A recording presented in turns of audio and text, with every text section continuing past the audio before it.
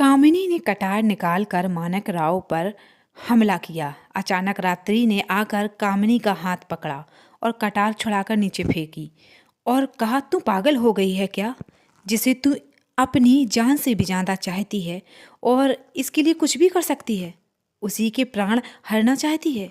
हाँ, मैं इस धोखेबाज बेवफा को जान से मार दूंगी। इसने मेरे विश्वास के साथ छल किया है।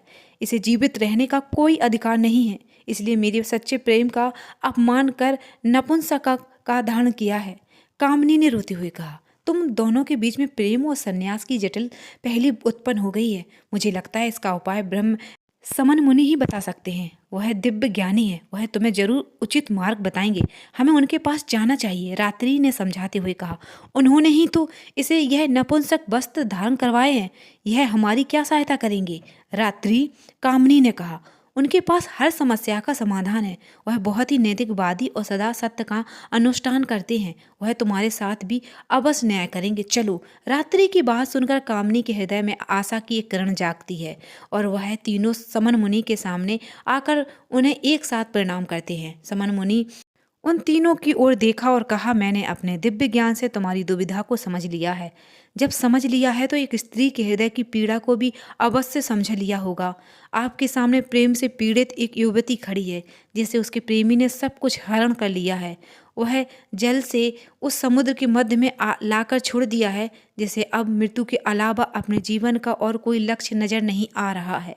वही स्त्री आपके सामने न्याय के लिए खड़ी है। मेरे साथ उचित न्याय करे मुनिवर।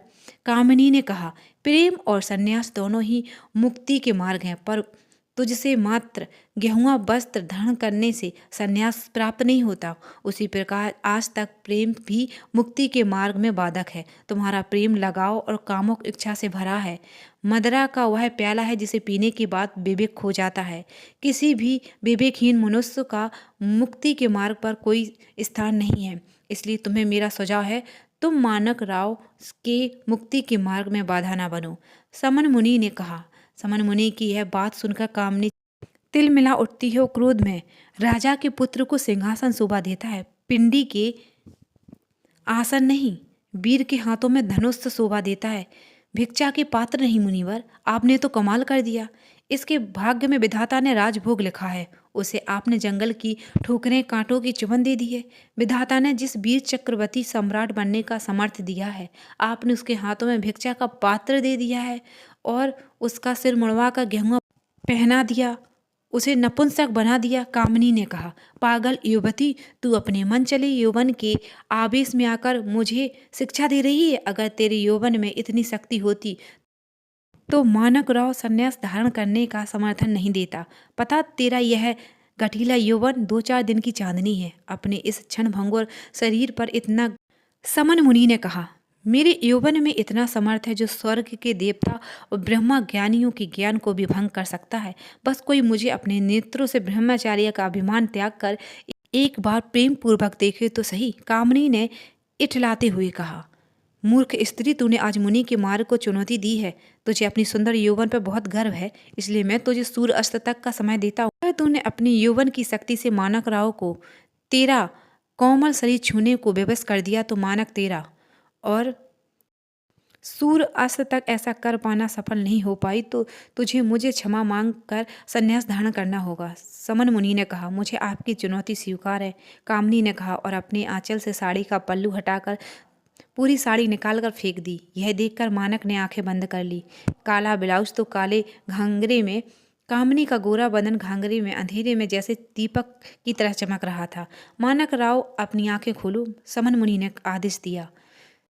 कामिनी ने नृत्य करना शुरू किया और प्रेम पूर्वक कभी मानक के गालों को छूती तो कभी उसके हृदय को, कभी उसके जांघों को छूती तो कभी उसकी गर्दन को, कभी अपने होठों को मानक राव के होठों के पास ले जाती तो कभी अपनी कमर को मानक राव के होठों से टकरा देती थी।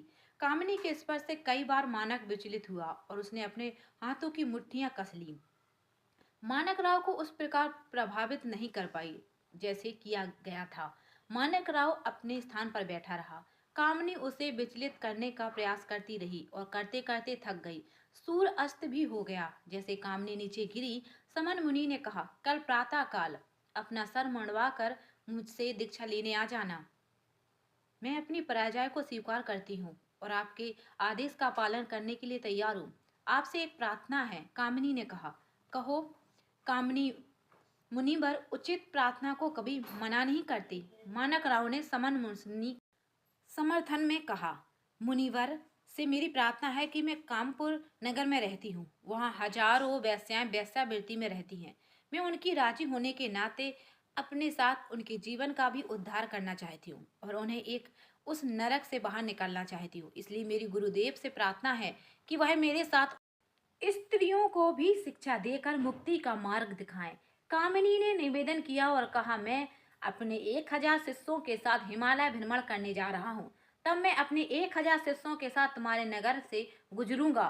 तब तुम्हारे साथ उन सभी सन्यास की इच्छुक स्त्रियों को शिक्षा दूंगा। तथास्तु।